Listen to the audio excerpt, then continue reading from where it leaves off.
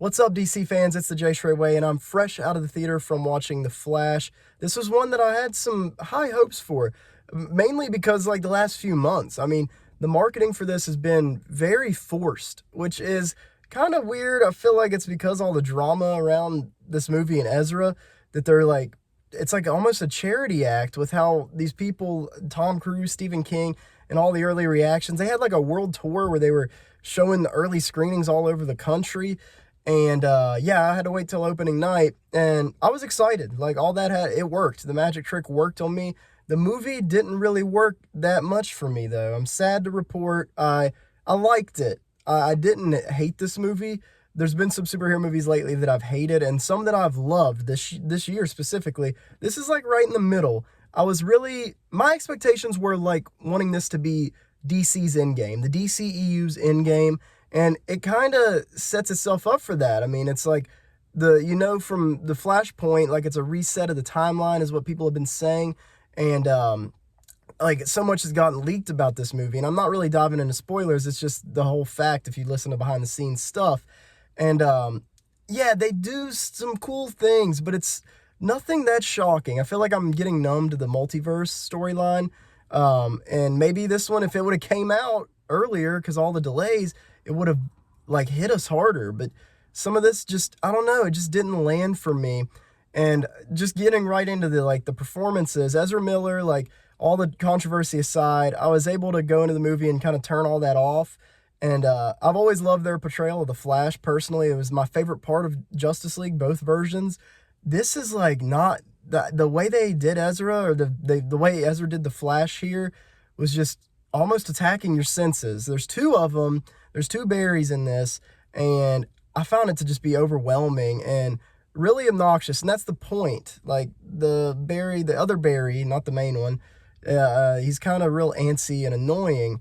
And God, there were some kids sitting beside me that were like really annoying, and it reminded me of my past self in high school. So I it was relatable in the moment, like Barry sitting there shaking his head and stuff.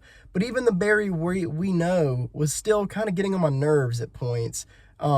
I don't know. I really wanted to love this movie, and they did some cool stuff. Like, I have to say, the CGI, like, for a lot of it, it was really hard to adjust your eyes, kind of like The Little Mermaid in a way, like, but it's not underwater. But a lot of this looks so odd, man, and it's just, I don't know, like, none of it really got me exciting, except for Batman. I got my Wayne Enterprises shirt on here. When Michael Keaton showed up, I was in. All the stuff with Keaton was really, really fantastic, and the action with Batman with him was amazing. Not my favorite Batman action put to screen. I don't know. It's just because there's not a whole lot of it. I heard people say this is the best Batman action, and it gets there. It has strokes of greatness, but like it's just in tidbits. And Supergirl, her action was great too. Zod was awesome. That was my most excited thing to see, was Michael Shannon back as Zod.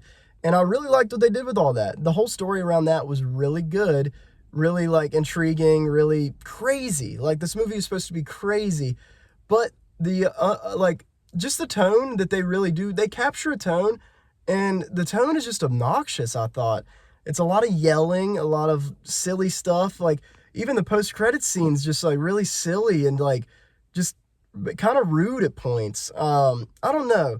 This movie just did not hit me like I was expecting.